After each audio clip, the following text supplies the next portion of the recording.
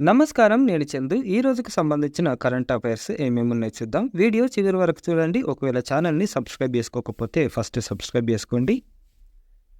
India ranked 15 in the world investment ranking in 2023 released by United nations conference of trade and development UNCTAD. Foreign direct investment FDI flows to India plummeted by 43% in 2023 to $28 billion amid a global decline of 2%. The USA topped this list, followed by China, Singapore, and Hong Kong.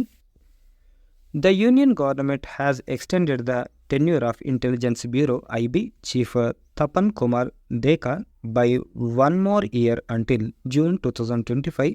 He was a retired Indian Police Service officer (IPS) officer of 1988 batch and belonging to Himachal Pradesh cadre. Srinagar has been officially recognized as World Craft City (WCC) tagged by the World Craft Council (WCC).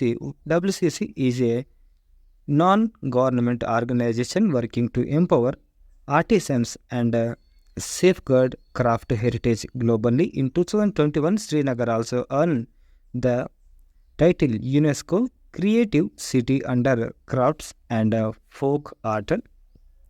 Girija Subramanian was appointed Chairman and Managing Director (CMD) of New India Assurance. Before this appointment, she was the CMD of AIC of India from September 2022.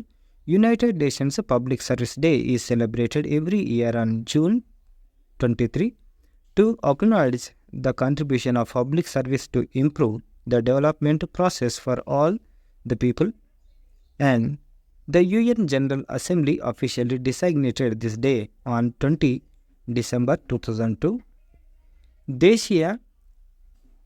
దేశ తొలి UNESCO సాహిత్య నగరం Kozhikode.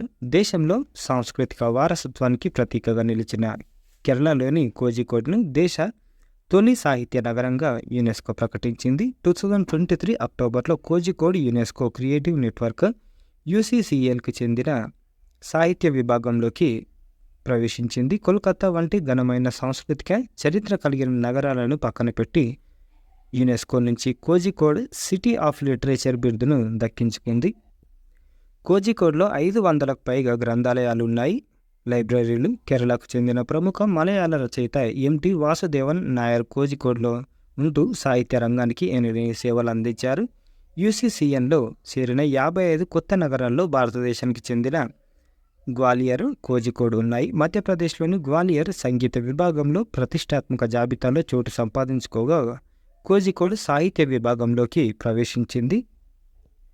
UNESCO నుంచి ఈ ఘనతను దక్కించుకున్న ఇతర నగరాల్లో క్రాఫ్ట్స్ అండ్ ఫోక్ ఆర్ట్ విభాగంలో బుఖారా, మీడియా ఆర్ట్స్ విభాగంలో కాసా బ్లాంకా, డిజైన్ విభాగంలో చాంగ్ కింగ్, ఫిల్మ్ కేటగిరీ విభాగంలో కఠ్మండు స్థానం దక్కించుకున్నాయి. దేశ తొలి యునెస్కో సాహిత్య నగరంగా ఎంపికైనందున 2025 నుంచి జూన్ 23న కోజికోడ్ సిటీ ఆఫ్ లిటరేచర్ దినోత్సవంగా జరుపుకోనున్నట్లు కేరళ రాష్ట్ర ప్రభుత్వం ప్రకటించింది.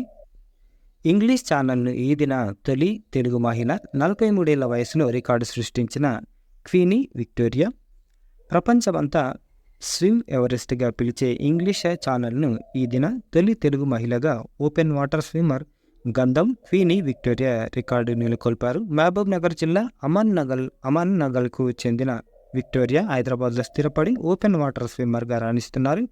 43 ఏళ్ల వయసులో ఇంగ్లీష్ ఛానల్ను ఈది రికార్డు నెలకొల్పారు. భారత్ తరపున ఇంగ్లీష్ ఛానల్ను ఈదడానికి విక్టోరియా 8 మంది బృందంతో కలిసి ఇంగ్లాండ్కి వెళ్లారు. ఈ నెల 24న బ్రిటిష్ కాలమాన ప్రకారం రాత్రి 10:46 గంటలకు ఇంగ్లాండ్లోని డోవర్ కోస్ట్ నుంచి రిలే స్విమ్మింగ్ ప్రారంభించి ఈ నెల 25 సాయంత్రం 4:16 గంటలకు ఫ్రాన్స్ దేశంలోని ఫ్రెంచ్ కోస్టుకు చేరారు. ఇంగ్లాండ్, ఫ్రాన్స్ దేశాల మధ్య ఉన్న ఉత్తర అట్లాంటిక్ మహాసముద్రాన్ని ఇంగ్లీష్ ఛానల్గా పిలుస్తారు. ఈ రెండు దేశాల మధ్య 36 కిలోమీటర్ల దూరం ఉండగా రాత్రి వేళల్లో అలల తాకిడి అధికంగా ఉండడం వల్ల 71 కిలోమీటర్లు మేర క్రాస్ స్విమ్మింగ్ చేసి 16.50 గంటల్లో ఇంగ్లీష్ ఛానల్ను ఈదినట్లు విక్టోరియా చెప్పారు. ఇంగ్లీష్ ఛానల్ను ఈదడం సంతోషంగా ఉందని, దీన్ని తెలుగు ప్రజలకు అంకితం చేస్తున్నట్లు ఆమె తెలిపారు. ఇంధన పరివర్తన ఇండెక్స్. ప్రపంచ ఆర్థిక వేదిక వెల్లడించిన ఇంధన పరివర్తన ఇండెక్స్ను భారత్కు 63వ ర్యాంకు దక్కింది. గత ఏడాది భారత్ 67వ స్థానంలో ఉంది. ఈ ఇండెక్స్ ఐరోపా దేశాలైన స్వీడన్ అగ్రస్థానంలో నిలవగా ఆ తర్వాత స్థానంలో డెన్మార్క్, ఫిన్లాండ్, స్విట్జర్లాండ్, ఫ్రాన్స్ నిలిచాయి. ఈ ఇండెక్స్లో చైనా 20వ స్థానం ర్యాంకు సాధించింది. చైనా, భారత్, బ్రెజిల్ తదితర అభివృద్ధి చెందుతున్న దేశాల స్థానాలు ఇంధన పరివర్తనలో గత ఏడాదితో పోలిస్తే మెరుగయ్యాయని WEF తెలిపింది. ఇంధన వాటా, భద్రత, స్థిరత్వం, సస్టైనబుల్లో భారత్ గణనీయమైన అభివృద్ధిని కనపరిచినందున WEF తెలిపింది. భారత్లో చేపట్టిన పలు కార్యక్రమాలు మంచి ఫలితాలను సాధించడంలో దేశం ముందుందని WEF పేర్కొంది. ఇంధన మౌలిక సదుపాయాల కోసం ప్రభుత్వం మార్గదర్శకాలు ఇవ్వడం, రెట్రోఫిట్టింగ్ అంటే భవనాల పునర్నిర్మాణంకు ప్రోత్సాహకాలు ప్రకటించడం ఉపకరిస్తుందని WEF తెలిపింది. ప్రపంచ జనాభాలో 3వ వంతు చైనా, భారత్లోనే ఉండడంతో హరిత ఇంధనాల్లోనూ ఈ రెండు దేశాలు కీలక పాత్ర పోషించాల్సిన అవసరం ఉందని తెలిపింది. Model questions. T20 ప్రపంచ కప్ 2024 బ్రాండ్ అంబాసిడర్ ఎవరు? Usain Bolt. 2024 జూన్ 1 నుంచి 29 వరకు వెస్టిండీస్, అమెరికాలో ఈ టోర్నీ జరుగుతున్న నేపథ్యంలో వెస్టిండీస్ జట్టులో భాగమైన జమైకా దేశ క్రీడాకారుడిని అంతర్జాతీయ క్రికెట్ మండలి ICC ఈ టోర్నీ బ్రాండ్ అంబాసిడర్గా ఎంపిక చేసింది. కొన్నేళ్ల కిందటే ఆటకు వీడ్కోలు పలికిన ఈ ఫాస్టెస్ట్ స్ప్రింటర్ పేరిట ప్రస్తుతం 100-200 మీటర్ల ప్రపంచ రికార్డులున్నాయి. తాజా టోర్నీలో మొత్తం 20 జట్లు పోటీ పడుతున్నాయి.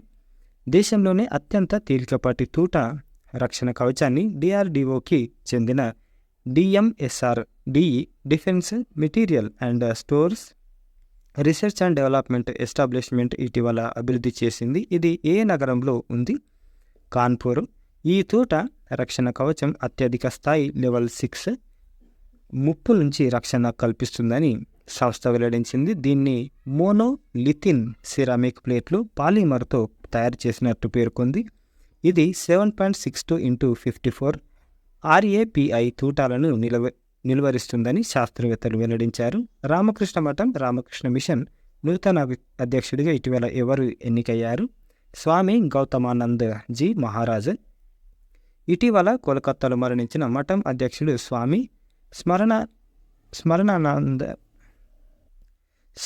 స్మరణానందజీ మహారాజ్ వారసుడిగా ఈ 95 ఏళ్ల స్వామి బాధ్యతలు చేపట్టారు. ఈయన రామకృష్ణ మఠం రామకృష్ణ మిషన్ల 17వ అధ్యక్షుడిగా వార్తల్లో నిలిచారు. ఆయన పేరు స్వామి గౌతమానంద్ జీ మహారాజ్. భారత్ ఎకానమీ ప్రస్తుతం 24-25 ఫైనాన్షియల్ ఇయర్లో ఎంత శాతం వృద్ధిని నమోదు చేస్తుందని డెలాయిట్ ఇండియా సంస్థ ఇటీవల అంచనా వేసింది. 6.6%. జడ్చర్ల గార్డెన్లో అరుదైన ఆర్కిడ్లు తెలంగాణలో తొలిసారి పుష్పించిన పూలు ఇవి. ఏమేం పేర్లు ఉన్నాయంటే జియోడోరం లాక్సీ ఫ్లోరం, జియోడోరం డెన్సీ ఫ్లోరం. మహబూబ్ నగర్ జిల్లా జడ్చర్లలోని డాక్టర్ బూర్గుల రామకృష్ణారావు ప్రభుత్వ డిగ్రీ కాలేజీలో అభివృద్ధి చేస్తున్న తెలంగాణ బొటానికల్ గార్డెన్లో అరుదైన ఆర్కిడ్ జాతులు పుష్పించాయని ప్రిన్సిపల్ అప్పియ చిన్నమ్మ గార్డెన్ సమన్వయకర్త సదాశివ తెలిపారు. సాధారణంగా ఆర్కిడ్ జాతులు దట్టమైన అడవుల్లో తేమ ఎక్కువ ఉన్న ప్రదేశాల్లో నీడలో పెరుగుతూ ఉంటాయి. అరుదైన ఆర్కిడ్ జాతులను దేశంలోని వివిధ ప్రాంతాల నుంచి సేకరించి ఇక్కడ పెంచుతున్నాం. ఆర్కిడ్ జాతికి చెందిన జియోడోరం లాక్సిపోరం, జియోడోరం డెన్సిఫ్లోరం మొక్కలు ఇప్పుడు పుష్పించాయి. లాక్సిపోరం సుమారు 30 సెంటీమీటర్లు పెరుగుతుంది. ఈ మొక్క నుంచి సంవత్సరానికి 4 నుంచి 8 పుష్పాలు వస్తాయి. లోపల ముదురు బంగారు వర్ణంతో బయట లేత పసుపు రంగులో ఉంటాయి. ఈ జాతి భారతదేశంలోనే ఉంది. డెన్సిఫ్లోరం మొక్క సంవత్సరానికి 20 వరకు పుష్పాలను ఇస్తుంది. ఈ పూలు లేత తెలుపు, ఊదా రంగుల కలయికగా ఉంటాయి. ఈ మొక్క ఇతర దేశాల్లోనూ ఉంటుంది అని తెలిపారు వాళ్ళు. ఇక word of the day passionate, మక్కువ, అభిమానం. The adjective passionate describe someone who has strong feeling or intense emotions about something. It often conveys a sense of deep enthusiasm, fervor, or dedication. Synonyms: ardent, enthusiastic. Antonyms: indifferent, apathetic.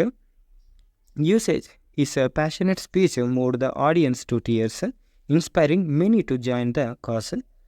She is incredibly passionate about environmental conservation and spends her weekends volunteering at a local nature reserves. ఇవి ఈ రోజుకి సంబంధించిన current affairs.